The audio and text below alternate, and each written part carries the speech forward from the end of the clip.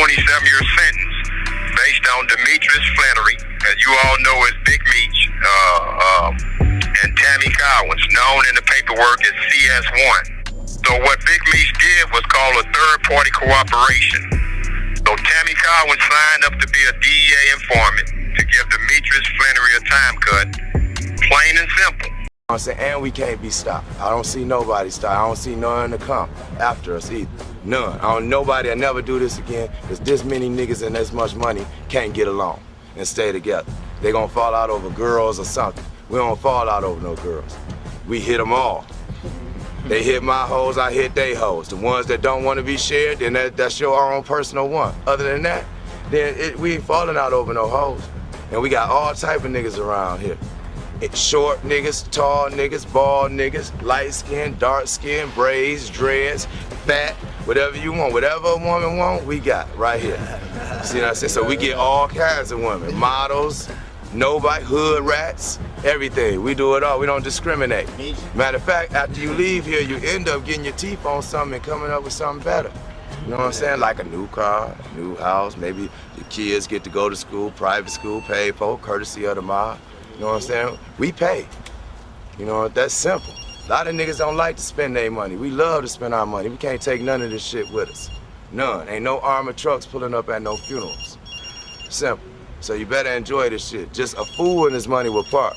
We do this, so we ain't worrying about it. When we go out at night, whatever we spend, 50,000, 100,000 in the motherfucking club, we can afford to do it because we ain't bring it all with us. Simple. Carter family, Carter gang. We back in this thing with another one, right?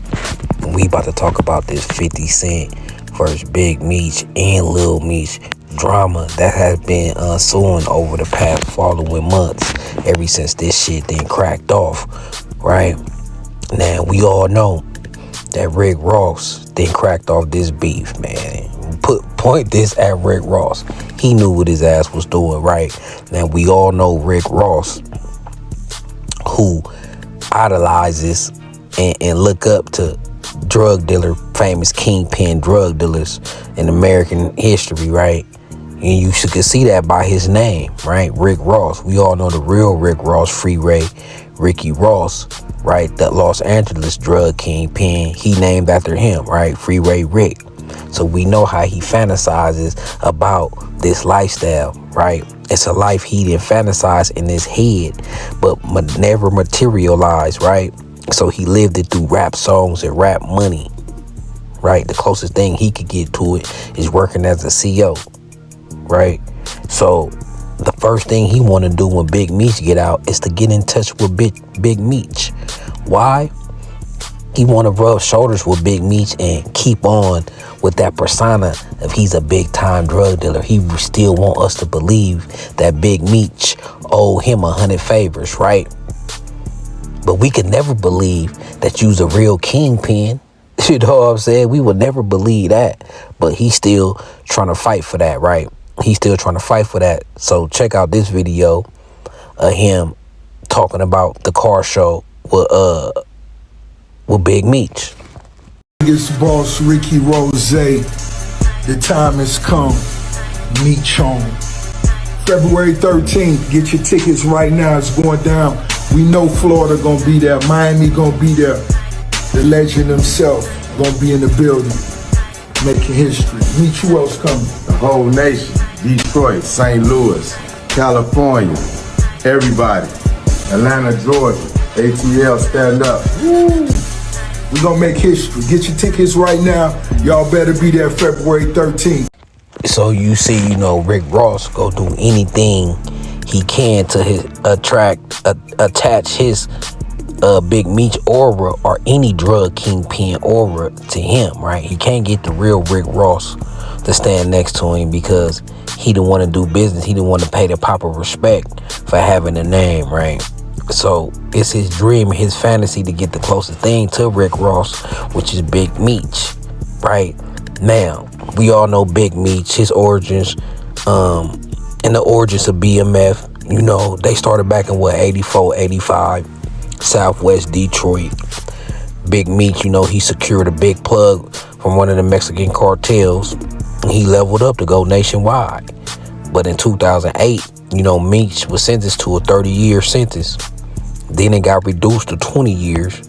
Then off them 20 years, he got 32 months knocked off them 20 years. And he ended up doing 16 years, right? So one of the first things Big Meech do is when he touched down, he tap in with 50, of course, right? Of course he gonna tap in with 50.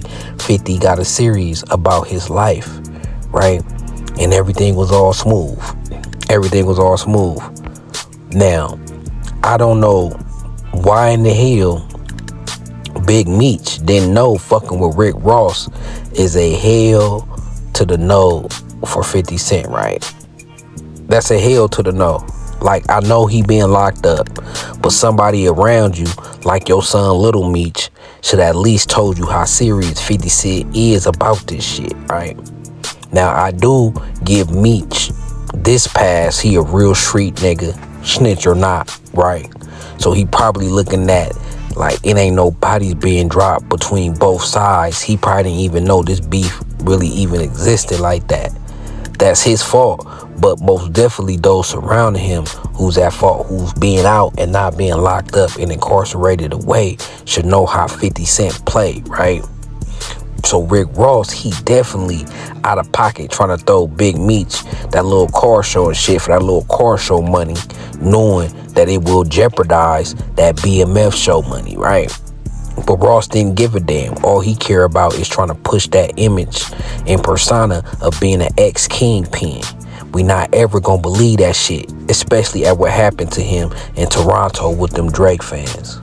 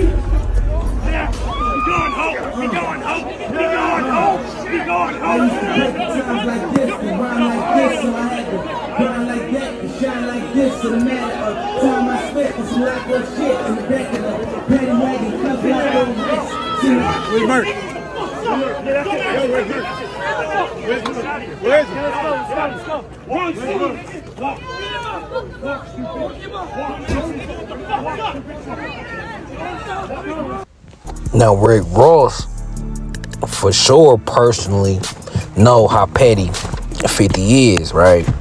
50 so petty and don't give a fuck. He even recently dissed Irv Gotti, who passed away from a stroke. Now, some people give 50 the pass because they say they felt like Irv Gotti had a part in 50 Cent get shot 9 times, right? Speaking of that shit, even 600 Breezy understand how 50 get down, right? Now, Lil Meech was in Atlanta doing, I don't know what, to be honest, I don't know what he was doing before 50 came and snatched him up and took him to LA to go to acting school so he could play his daddy character for the star show BMF based off Big Meech's life. Then boom, right? Lil Meech a big movie star. But eventually all this shit hit the fan where Rick Ross, Big Meech video went viral. Right? Off the back, 50 Cent wasn't having it. He unfollowed Lil Meech off top.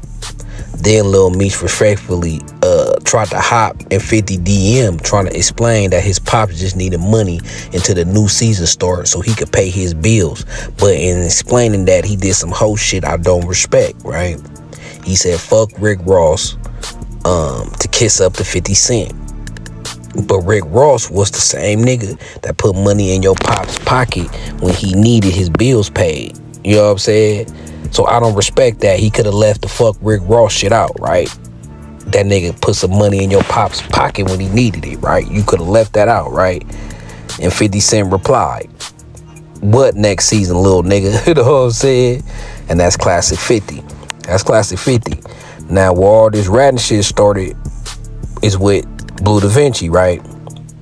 With the Blue Da Vinci drama. And 1090 Jake just did a video on this paperwork, right? Check it out, right? Family was pushing kilos of cocaine. BMF Entertainment was a music business used as a front to launder money. The label would promote several hip-hop artists, but Blue Da Vinci would be the only artist actually signed to BMF. Roughly 150 BMF members would be indicted, but Blue would be free for more than a year before finding himself taken down by the feds. The BMF rapper was accused of doing nothing more than loading and unloading cocaine from vehicles and counting money from stash houses in Atlanta.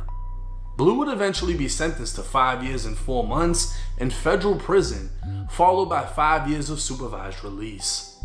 In recent years, BMF members would accuse Blue Da Vinci of having snitched in the case. One of those men would be none other than Dexter Sosa Hussey. Having served 12 years for trafficking and money laundering, Sosa was the head of logistics for BMF as he took on the responsibility of managing loads of 150 kilos at a time and transporting them across the country.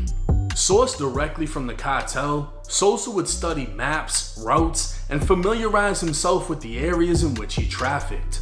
He'd even go as far as learning which times of day police were most active, giving him a window to take advantage of through different time zones across the country. A calculated operator, Sosa would take the VladTv speaking on Blue Da Vinci.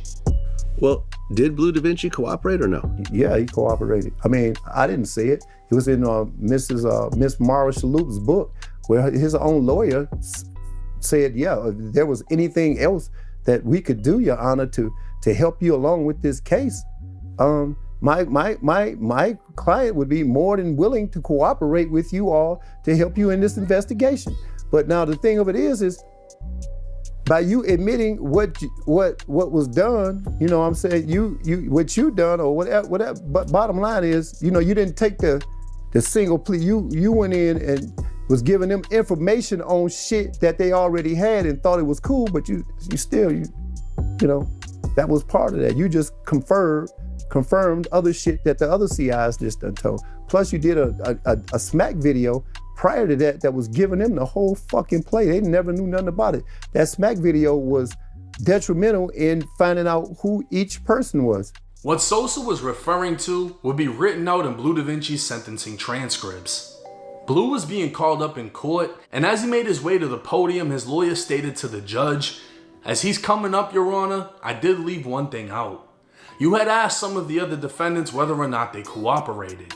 Mr. McKnight, aka Blue Da Vinci, was one of the individuals who did attempt to cooperate.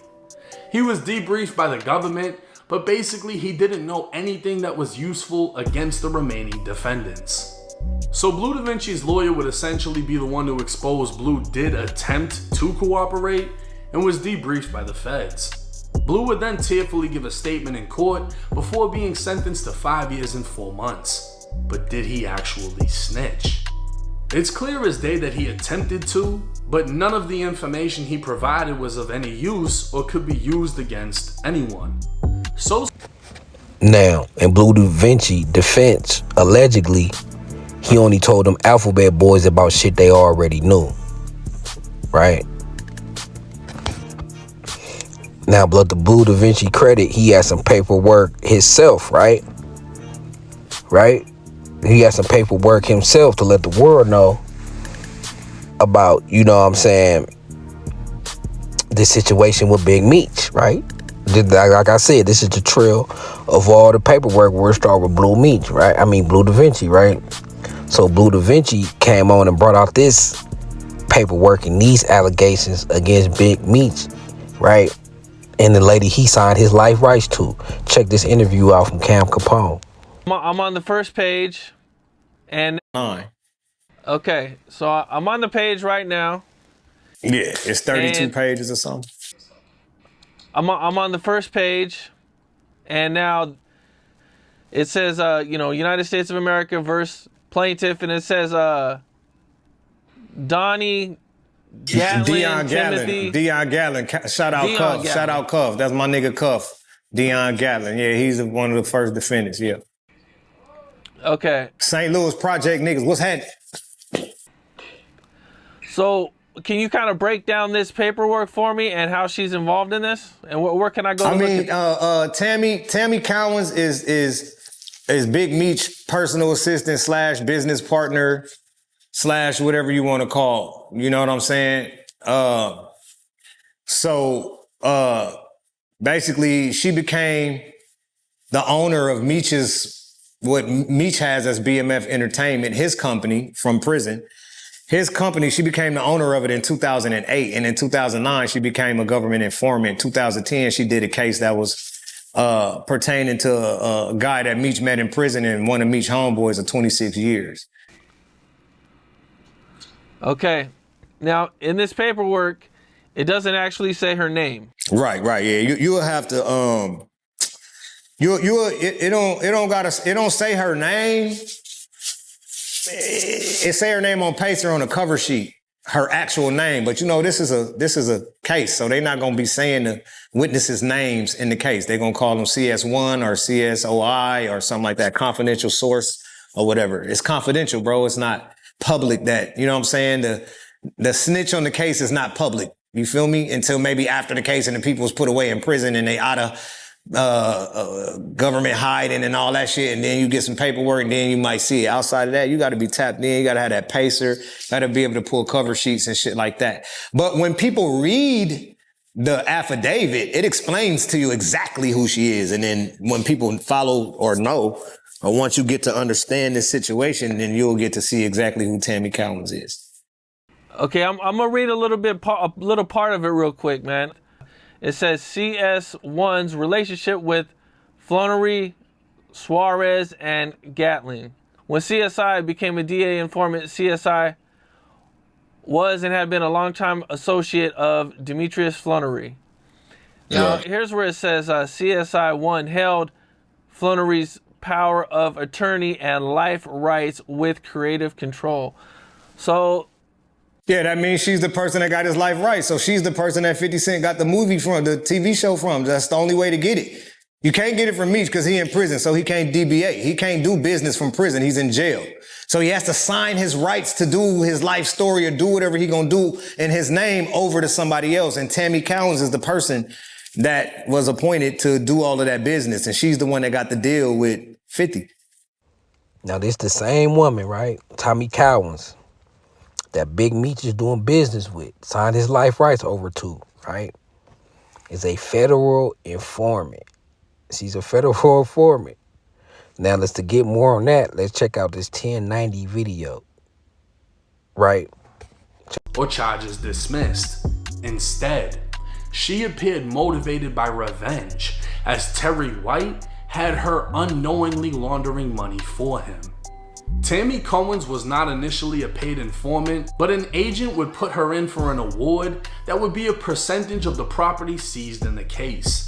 Tammy would receive a total of $55,000 for putting away Terry White.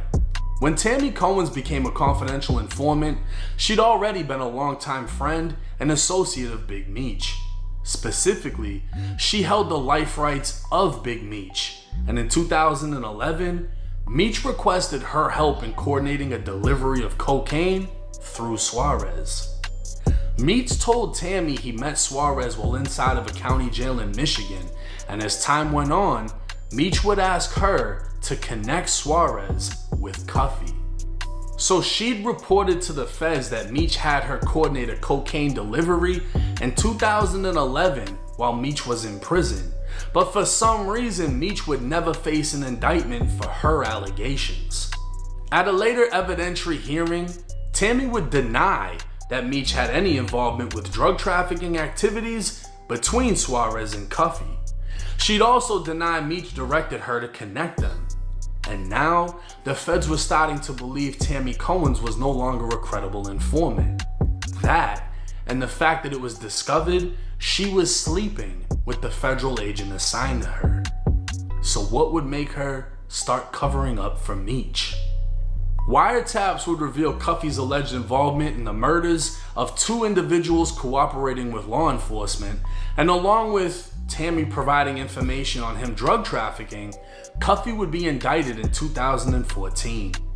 Cuffy's legal team would file motions that would leave Tammy Cowens panicking. At this time, nobody knew she was an informant, and Tammy saw information within Cuffy's motion that she believed would allow people close to the case to identify her. The DEA agent controlling her would testify in court that she expressed concern over the motions and that she panicked and took several measures to try to protect herself. Apparently, Tammy drove several hours to Louisiana in an attempt to visit Big Meech in federal prison to explain her position and try to deflect any accusations. So essentially, she was seeking Meech's advice on how to handle being exposed as a confidential informant. It's believed she wasn't able to visit him, but when she did speak with him, Big Meech told Tammy he didn't want his name caught up in this mess. Nothing is said about Meech being shocked, surprised, or angry and finding out his assistant, who he trusted with his life rights, was now working with the feds. He just didn't want his name being brought up, showing that he knew. To further protect herself and Meech, Tammy would state the wiretaps contained false information. She was now saying that Meech never connected Suarez to Cuffy, and that the DEA agent Tammy was having sex with was jealous of her relationship with Meech and was trying to frame him. The feds would quickly realize Tammy was no longer credible, and due to the fear of being exposed, she was now attempting to distance Big Meech from Suarez and Cuffy. In 2019, at the age of 53, Cuffy would be sentenced to 27 years in prison for drug trafficking and use of firearms in furtherance of drug trafficking, resulting in death. Now, if your ass still guessing what the fuck is going on, check out the story from the horse's mouth himself, Cuffy. Right? Check this out. But I'm in here with a 27-year sentence based on Demetrius Flannery, as you all know as Big Meech, and Tammy Cowens, known in the paperwork as CS1. So what Big Meech did was call a third-party cooperation. So Tammy Cowens signed up to be a DEA informant to give Demetrius Flannery a time cut, plain and simple. Cuffy would start off strong, saying he's doing 27 years because of Meech, and claim Meech did what's called a third-party cooperation. Cuffy would claim Tammy Cowens, who was already a DEA informant, cooperated against him for Big Meech's benefit. This would be backed by the paperwork that stated back in 2011, Tammy was tasked with targeting Hispanics involved in drug trafficking. She'd be spared from having to testify as they'd be sent back to Mexico. When asked if she gets something big, the DEA agent would interrupt her saying, "You'll get a lot of money." But instead, she asked to get Big Meech a time cut, to which the DEA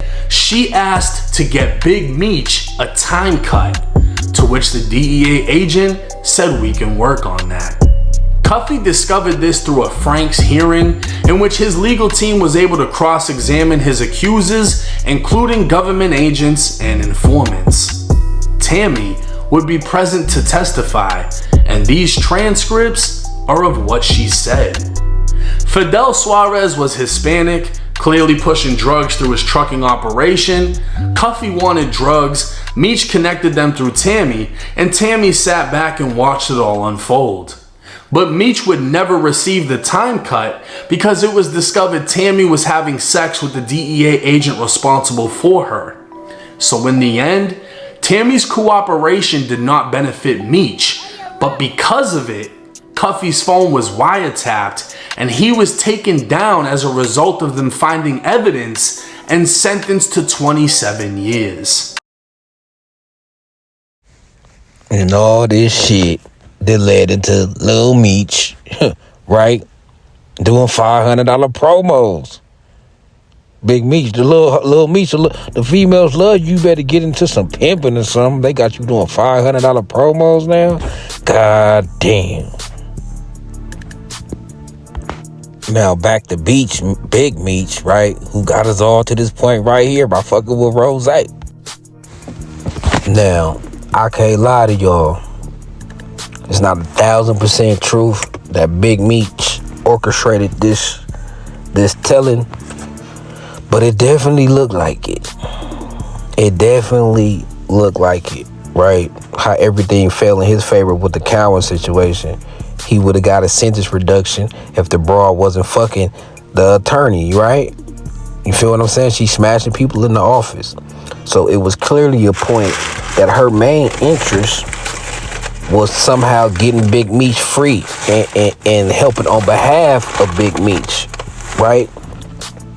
So that's probably why she was helping Big Meech, because she wanted the life rights to his story. He probably told her, I'll give you the life rights to my story to make millions of dollars if you could get my sentence reduced. So at some point, it came for her to put in work to get his sentence reduced. Now they in communication, right? So it came to a point to where for me to get your sentence reduced or to help you out just in the long run, right? I need to put it all on Suarez, whoever the Suarez dude is. So it seems like this woman was working on Bitch Meech's behalf. And if she had to snitch, so be it. Big Meech said keep his name out of it. So Big Meech basically tell her, do whatever you got to do to help me and I'll give you my life rights. And a part of that is snitching. And he still green-lighted that snitching, what it seemed like. So I just want to ask y'all in the comments. Is it snitching if you don't, but you green-light somebody to snitch? Right? Because Big Meech had the information to snitch, or he did, but he wasn't willing to put it on his name. But she had the information, and she didn't need him to snitch because it was involved with it. She got direct corroboration for the things that she's snitching about. She's a witness herself. It ain't like it's secondhand information. She was a part of these things. She allegedly was making a drug transaction for BMF, right? So it's just snitching if you tell somebody who you got helping you to do whatever they got to do to get you out. And if they tell you, I got to snitch on somebody, and if you okay that, is that snitching? I know me, I'ma say it is, because you okaying it and you know the result. You okaying telling on another street nigga just like you. So Tammy Cowens got the power to destroy Meech or solidify Meech, right? But now it's crazy because 50 Cent then played chess with this shit. 50 Cent bought the life rights of Big Meech's story. So nobody can't talk about this shit. It would have to be hella subliminal as hell, right? Can't be no similarities. It better not be no stories about some niggas from Detroit moving into Atlanta in the mid 80s and the late 90s. Like, niggas will have to make it some. It can't be some Detroit niggas. It'll have to be some Texas niggas, some New York, some West Coast niggas, and they move to Seattle or Miami. You know what I'm saying? It gotta be some whole different shit, and it can't be in the same time period. That shit better be started in the. You know what I'm saying? The whole timeline got to be different for sure. The whole timeline in the locations got to be different, right? But any similarities that's too familiar, and 50 Cent notice that happens within Big Meech's life, even though the city and location different, 50 Cent could probably file a petition. Who knows?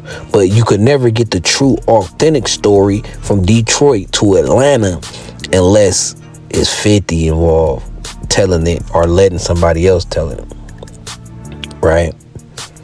So, man, all I know at the end of the day, 50 in control of this bitch, though. Right? And Big Meech and Lil Meech, they messed up, man.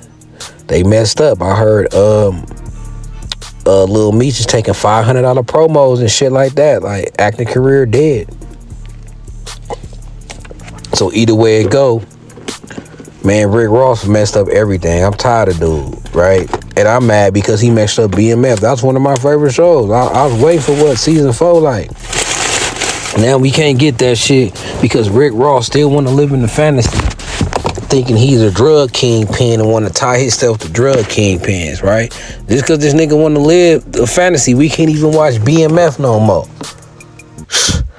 Man, I'm out this thing, man. Rick Ross should have set his fat ass down somewhere, bro. Nobody care. You ain't doing shit, my nigga. And no disrespect, but like musically, like you ain't doing nothing. Like we could have had BMF, nigga. God damn. I'm out this thing.